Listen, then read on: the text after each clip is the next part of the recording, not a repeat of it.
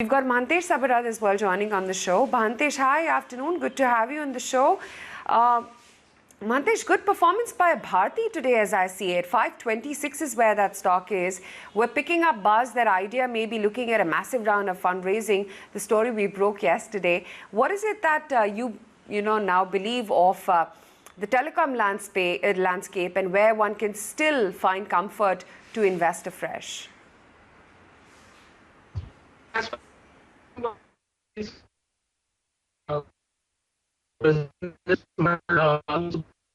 Better as quarters go by, as our We've got you on a very patchy line. I'm just going to come to you. Kunal, what are you making of this big spurt in Bharti, up 2% right now? Move for the stock, and I think it's much needed, much anticipated for the stock. What's probably, I would say, helping for Bharti Airtel is also the fact that Reliance is underperforming, and I think that underperformance is now getting a bit I would say on the nerves for many short-term traders, because till the time the stock was consolidating at 2000 levels, traders were of the view that maybe the stock would take its own time to try and break out. But as of now, you've seen the stock dropping off 20, 40, 50 points from those levels. You've seen that the reaction on the volumes is getting a bit more higher for Reliance Industries. So maybe I think that's also playing to an advantage for Bharti Airtel. But I, for one, believe that there is a more structural move which is pending for Bharti Airtel. In fact, last 2 weeks back, I had done a chart buster segment on Bharti Airtel, indicating that whenever the stock has crossed above or below its 200-day moving average, it's resulting to at least a 3-month uptrend on an average for the stock. At least this has been the phenomena for Bharti Airtel since last 4-5 times. And whenever we've seen that happening, the average move for the stock is somewhere closer to 15%. So I think taking out that average from 500, 505 levels, for Bharti Airtel, you could probably land up to 575, 580 as a potential target range. So I maintain my bullish stance on Bharti Airtel, and I think till the time the stock doesn't break below its 200-day moving average and doesn't close below it, I think the stock should be, or there should be a potential upside of 575 to 580 levels for Bharti Airtel.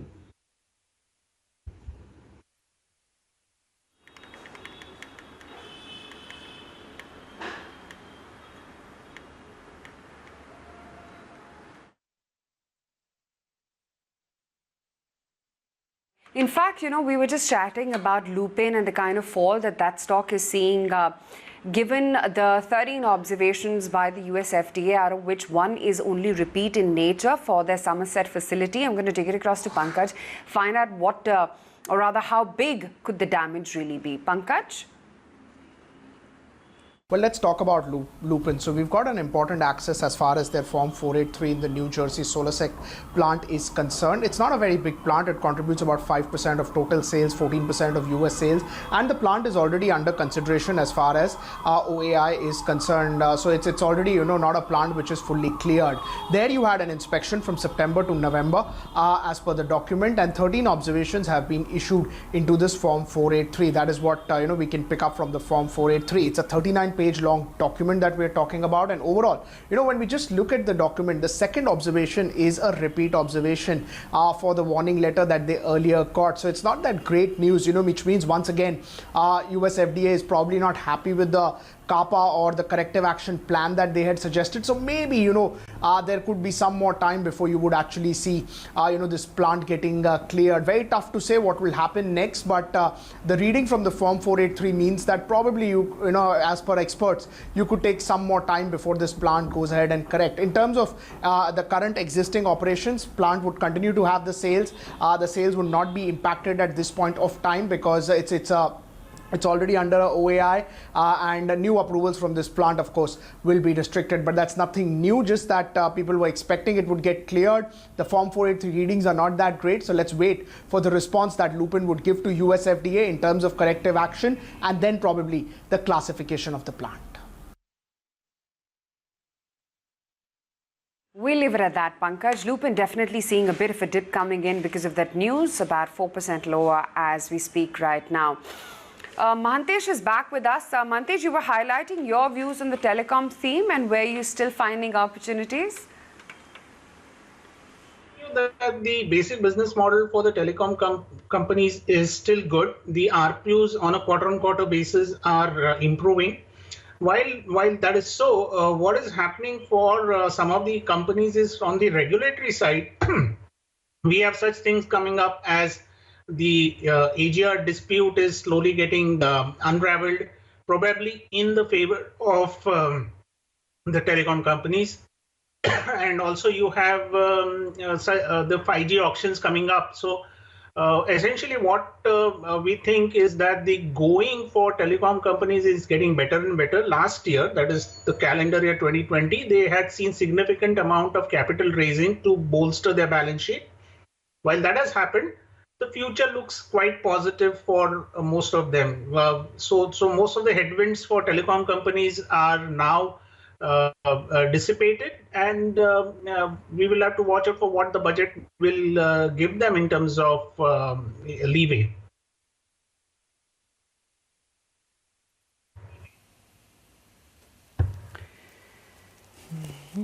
All right, fair enough. Mahantesh, on the fact that energy is coming back into, into focus now, with crude back on the uptick as well, looking strong, and energy-related plays also starting to look attractive once again. Anything from that pocket of the market that would catch your eye, or that you'd perhaps take another look at now?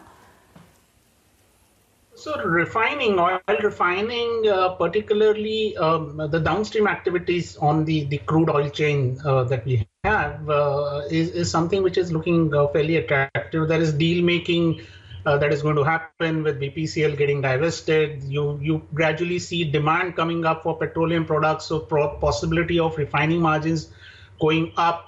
As the crude prices go up, there is also a refining margin expansion that potentially happens with a lag. And you also have overall economic recovery with the vaccination drive happening across the world, giving better and better demand for petroleum products. All these outcomes are turning out to be quite positive. And mind you, these companies have not done really well relative to the market. So there is a catch-up yet to be done. So I suspect some of these downstream refining kind of companies will do well. All the three oil companies are there. Plus you have the likes of Reliance also coming into play. And then you also have the gas market looking quite robust. India, as you know, is now becoming bringing more and more cities under the piped gas network, and demand for gas is growing. So all in all, it appears to be quite positively poised for the energy companies on the oil side.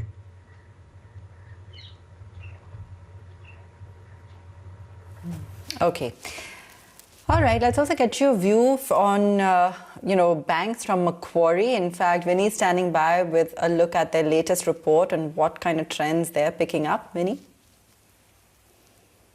Macquarie, in its note on banking, is saying that earnings upgrade cycle has begun now, with a more upside coming in. So EPS upgrade cycle is mainly going to be driven by normalization of the credit costs for these banks. Now they have raised the EPS as well as the target price significantly, and the asset quality outlook, according to them, is more benign for the banks. So the top picks now are going to be HDFC Bank, ICICI Bank, and obviously in the top value play, it's State Bank of India for the company. So Macquarie says that it's time to upgrade the earnings. The credit cost, which I mentioned before, is going to be the key driver, and they are advising to stick to high quality private banks as of now, which are open to adding value also as well. They're saying that use any correction that you see in Q1 current year 21 to accumulate the stocks. Obviously, picks being HDFC, ICICI Bank, as well as State Bank of India, and they have upgraded this EPS, as well as they've raised the EPS as well as the target prices also for the banking sector companies, and private banks is what they'll be looking at, and what they're liking currently. Varun, let's also get a look at the HDFC Bank Q2 update. What's that looking like? Well, that's right. One of the best updates we've seen so far. HDFC advances grow 16% YOY and 4% QOQ. That's higher than Federal or IndusInd. Their advances are 10,82,000 versus last quarter's 10,38,000 or last year's 9,36,000. Now, deposits, again, better than Federal and IndusInd. Deposits have grown 19% YOY and 3% QOQ. So 12,71,000 versus last quarter's 12,29,000 or last year's 10,67,000 on the deposits front. CASA ratio also at a one-year high, 43 versus last year's 39.5, and also a handsome growth over last quarter's 41.6. So no matter which parameter you look at, the thesis of the larger privates eating market share, whether it be advances or deposits, is definitely playing out if you look at the HDFC Q3 update. Okay, we'll leave it at that. Varun, thanks much for that analysis. Mahantesh, quite a few Q3 updates coming in. From the FMCG arena, you had Marico, then Godrej Consumer coming in with a very impressive set. HDFC Bank, of course, the commentary was very strong, but I can't say the same about Bajaj Finance, which is why perhaps the stock was a loser in trade. Anything out of these four that has really stood out for you? And of course, HDFC with very strong individual disbursement figures. FMCG companies first, I think what we saw in the earlier part of last calendar year was that the volume growth was quite tepid. Most of the FMCG companies were in that 2 to 6% volume growth, underlying volume growth kind of band. Now, ever since the unlock phase began, somewhere around August, September, thereabouts, and the festival season started gathering momentum, most of these FMCG companies have been seeing sharper volume growth on a year-on-year basis. It's moved up 2 to 4 percentage points in terms of volume growth, closer to the double-digit mark. Not yet double-digit, company to company it would vary, but the underlying volume growth because of the festivities and the unlocking activities that were happening has been very strong for the FMCG companies. So having said that, within the FMCG companies, two distinctions can be made. The rural growth has been far more sharper than the urban growth. So the rural-oriented FMCG companies are doing better. And within that, the brand plays. The companies which have stronger penetration, large brands, are the ones who are doing relatively better to the smaller brands and lesser penetrated kind of companies. So FMCGs will see better volume growth reported in the December quarter when the results come out, and therefore it will also drive a better or a sharper value growth. But the outlook forward seems a little challenging because oil prices have gone up. A lot of cost of commodity costs have actually moved up higher. So while the December quarter results may be good, the guidance for the future may not necessarily be as strong. As far as consumer-facing financial companies are concerned, the going has been better, I would say, not so good, but better relative to what it was obviously during the lockdown. And when I say better, most of these financial companies are actually riding the consumer durable growth as well. So you have better growth coming in from the likes of two-wheeler companies, the likes of consumer appliances kind of companies, and there has been a good or a fair degree of personal loan growth. Most of these banks would be reporting, or financial companies would be reporting on a year-on-year basis closer to 20% kind of loan growth on the personal front. The industrial side and the other lending activities will be tepid. But again, for them, the challenge ahead is that the NIMs are getting compressed now, and unless RBI continues its softer monetary policies, we have inflation perking up, like I told you about commodity prices moving up sharply. Unless, therefore, RBI tightens, these financial companies are going to see their NIMs or spreads getting narrower and narrower. So would be a little cautious about the financial companies going ahead into the quarter 4 of the fiscal year.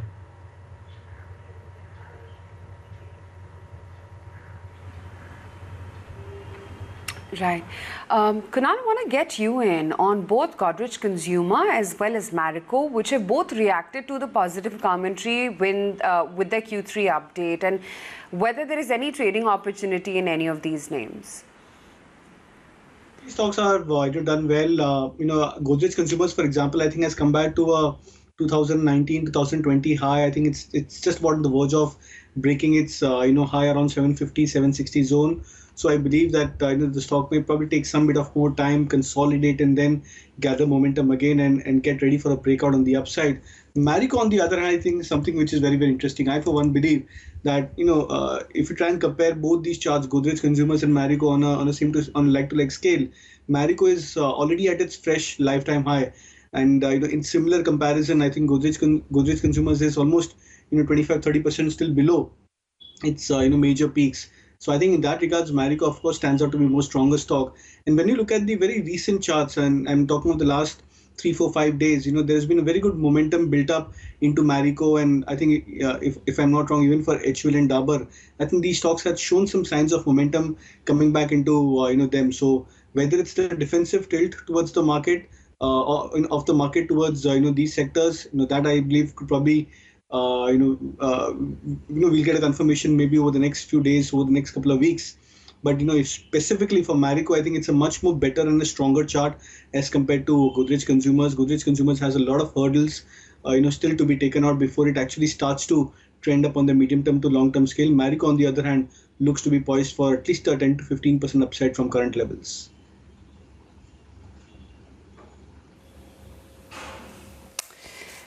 Okay, earlier in the day, we also spoke to Amitabh Chaudhary of Axis Bank, and we discussed the revival in credit growth with him in great detail. Listen in to an excerpt of that conversation.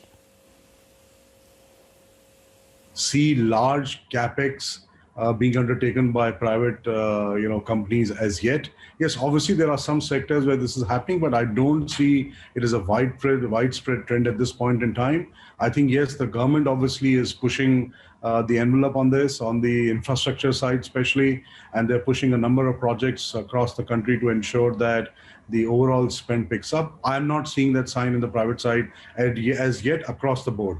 I think while we as a bank have moved towards conservatism, somewhere it gets confused that we are not keen on growth. No, we are very keen on growth.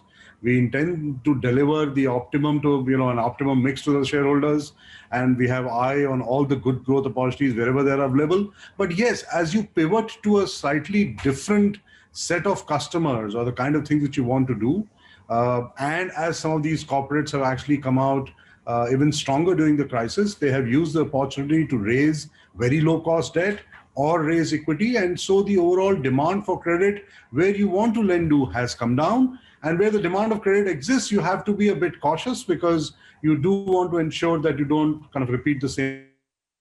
So in that sense, the credit growth for the industry has been muted. Axis Bank has always done better even during the COVID times than what the industry has done. We expect to continue to deliver on that going forward.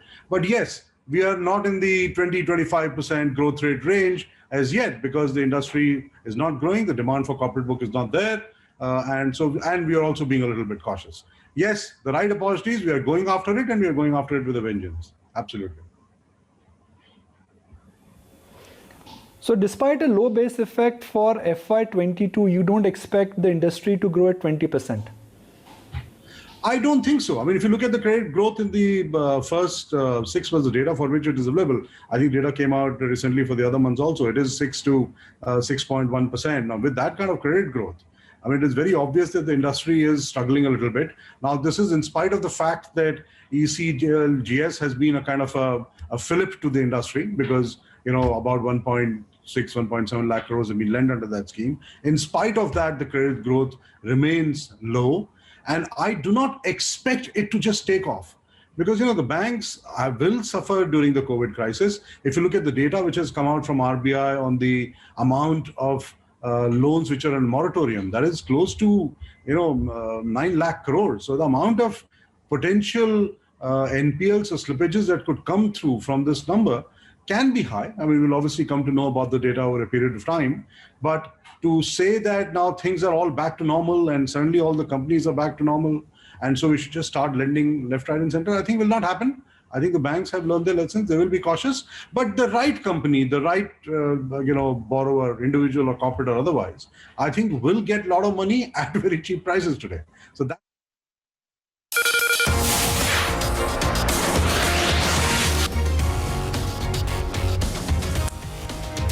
Welcome back. All right, we're still in conversation with Mahantesh and with Kunal as well.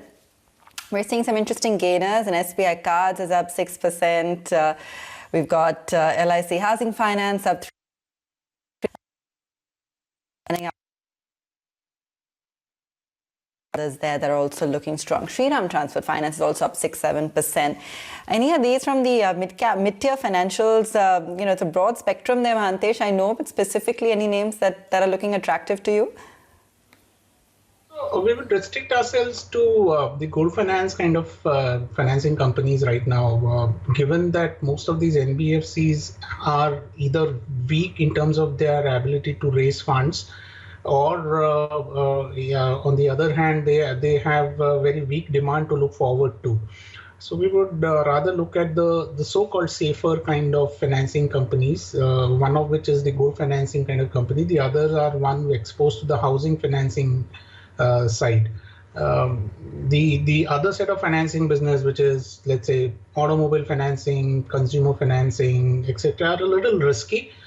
We know that the moratorium levels for these loans are much higher related to what I mentioned, and therefore would rather play and take a bite at the housing finance to the gold finance kind of companies. But then you have to be very choosy as well. We would rather look at those companies which have recently raised substantial amount of money, either by way of equity capital or on the debt side, because even on the debt side, the cost of debt has substantially come down, and it helps them to mop up funds for future growth ahead. So we would be looking at the companies who have recently raised money.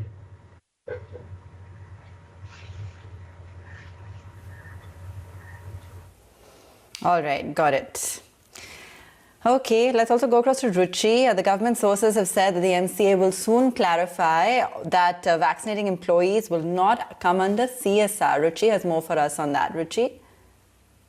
Ministry of Corporate Affairs is all set to give an important clarification whether vaccinating employees will be a part of the CSR spends, of course, coming in after the industry had sought clarification from the ministry asking whether if they go ahead and vaccinate their own employees, will it fall under the corporate social responsibility spends. However, we are given to understand, of course, after the industry has been making those calls to the Ministry of Corporate Affairs, a clarification is all set to come, even as the nation is getting set for a rollout of the COVID-19 vaccine. Ministry of Corporate Affairs is set to put out that clarification. They've also in fact clarified to the Health Ministry as well that if any company, if any firm decides to vaccinate their people who are employed in the supply chains or are a part of the local community, then it can be added as a part of CSR spends. However, if they look to vaccinate their own employees, that will not fall under the purview of corporate social responsibility. Remember, companies with a net worth of 500 crore rupees or more, or a turnover of 1,000 crore rupees or more, or a net profit of 5 crore rupees or more have to spend at least 2% of their average net profit of the preceding 3 years as a part of corporate social responsibility activities. An important clarification now, of course, awaited from the Ministry of Corporate Affairs that will say that vaccinating own employees will not fall under the purview of CSR. Okay, that's the word coming in on what the government is actually planning when it comes to the vaccination drive. Mahantesh, just looking at whether or not there are any ancillaries that one can bet on, vials, syringes, the whole business of vaccine has the infrastructure providers as well, and whether there's anything from the listed universe which is looking interesting there. So we've had these discussions in the past. For example, the market went through the cycle of betting on cold chain companies, saying that when the vaccine gets rolled out, you need to have proper cold chain infrastructure, and that can only come through the logistics kind of companies. Even the airlines went up saying that vaccination demand would mean that you'll have to airlift a lot of vaccines and etc. I think all these chain or value chain have very limited potential, both in terms of time and effort, and limited profitability swing that can bring to the shareholders. So I don't think there therefore exists any deep value in any of these ancillary chains related to vaccination efforts that we will go through. If at all, we'll have to actually bet on post-vaccination, a surge coming in for medical advice. During the pandemic, a lot of hospitals and a lot of healthcare activities were either postponed or deferred, etc. Those deferred and postponed, let's say, elective surgeries will come back onto to the table. So the hospital networks will start doing better. Not only that, some of the pharma companies which are domestic oriented will start doing quite well. So rather than betting on the vaccination cycle, which is quite temporary in nature and very low potential in terms of profitability, it's better to focus on post-vaccination, the situation arising out of, let's say, the healthcare demand going up. So would rather bet on those kind of companies than these logistics, glass vials that you named, and syringes, etc. Sorry, these are businesses that don't reward shareholders.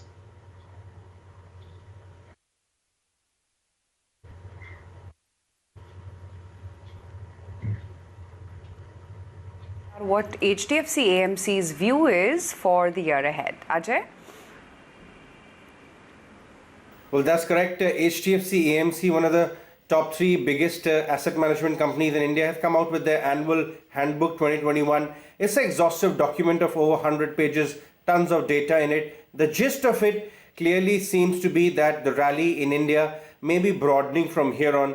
The last 3 years belong to the large caps, and the way cost of capital remains low, the way earnings actually have been surprising on the upside, there is a case building that the rally from here on may be broadening. They also talk about how manufacturing globally is leading the recovery, and India too, the case may not be very different. They even say defense clearly is coming of an age, and this PLI scheme, which the government has actually recently announced, is also a game changer for the Indian manufacturing space. They, however, highlight that one key risk to watch out for would be crude oil prices. Crude oil prices have rebounded quite nicely from the lows in line with all the other commodity prices. But in case the supply side crashes faster than demand, then there could be a price hike, or there could be a very meaningful hike in prices according to them. But net, they believe that earnings actually are really turning for good, and the 1-2 year far out earnings profile of broader markets are way better, and the polarized nature of the market for the last 3 years, which has been, is likely to undergo a complete change. So they remain positive, and they do talk about a lot of PSUs, an area of interest. They are making a case, not outright, but hinting that select areas of PSUs look better.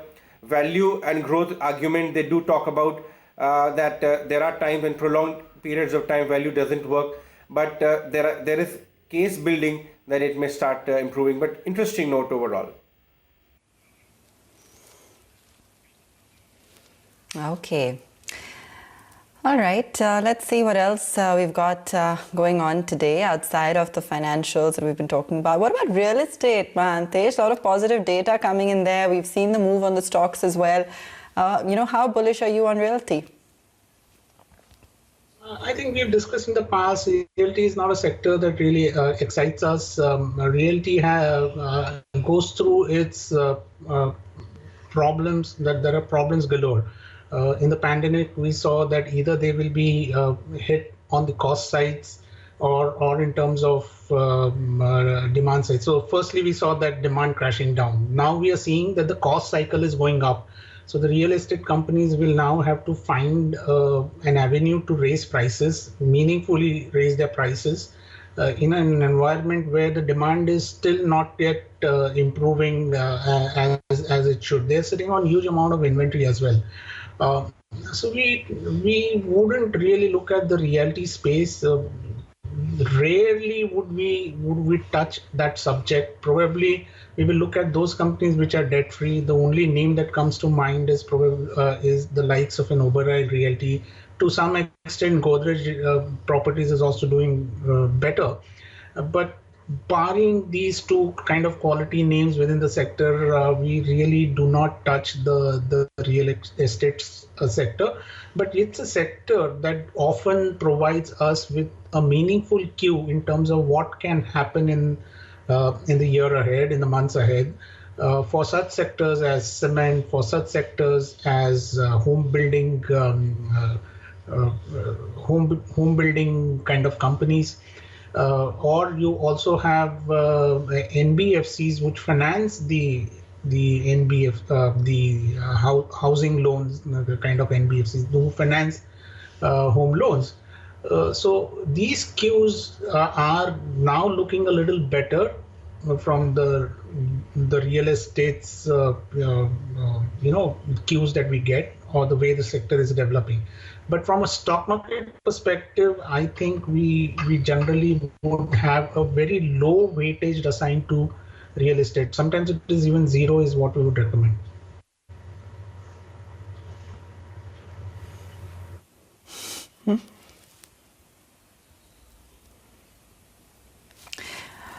Okay, let's also go across to Priyanka.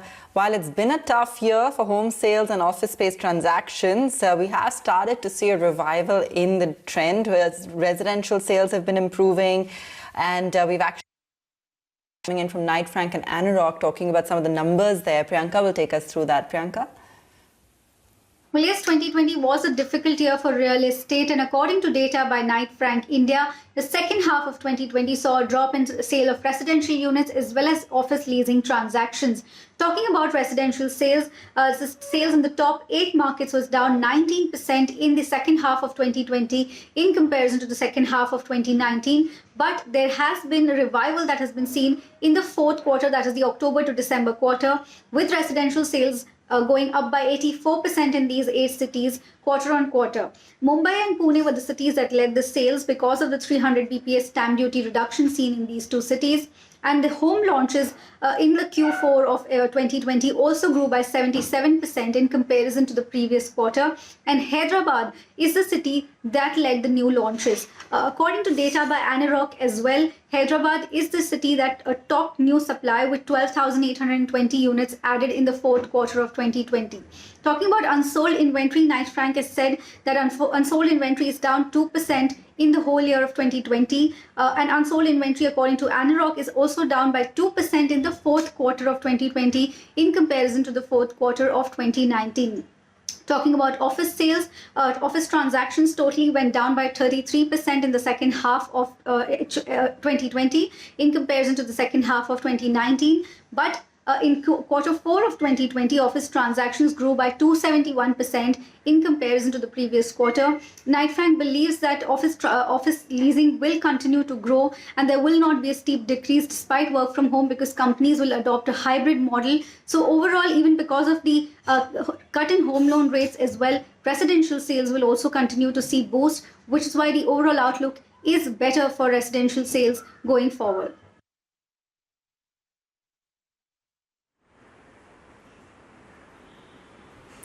Okay, Priyanka, we'll leave it at that. Thanks much for all those details on how residential sales have panned out. Mahantesh, great to have you in the show as well. We'll let you go on that note.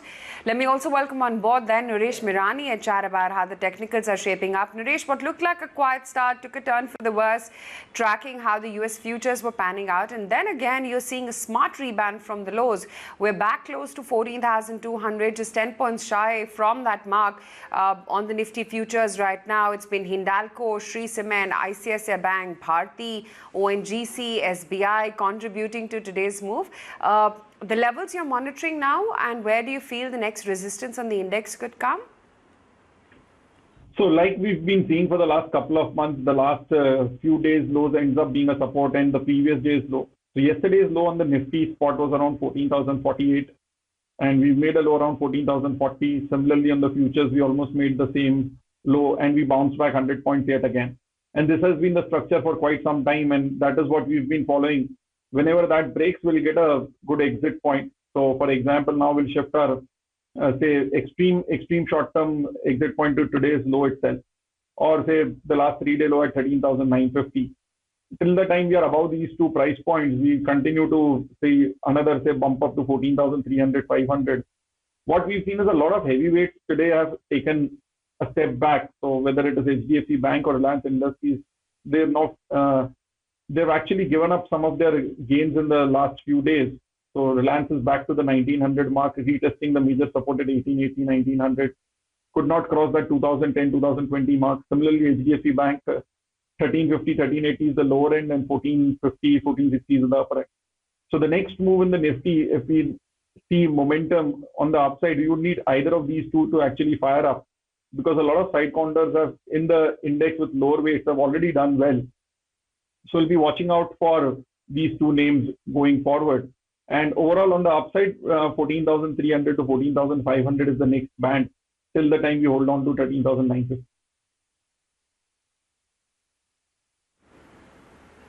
Fair point. Duresh, stay with us. Lots more to talk about and track the last lap of today's trading session. We're going to take a very quick break on that note, but come right back. We're going to be tracking the last half an hour of trade.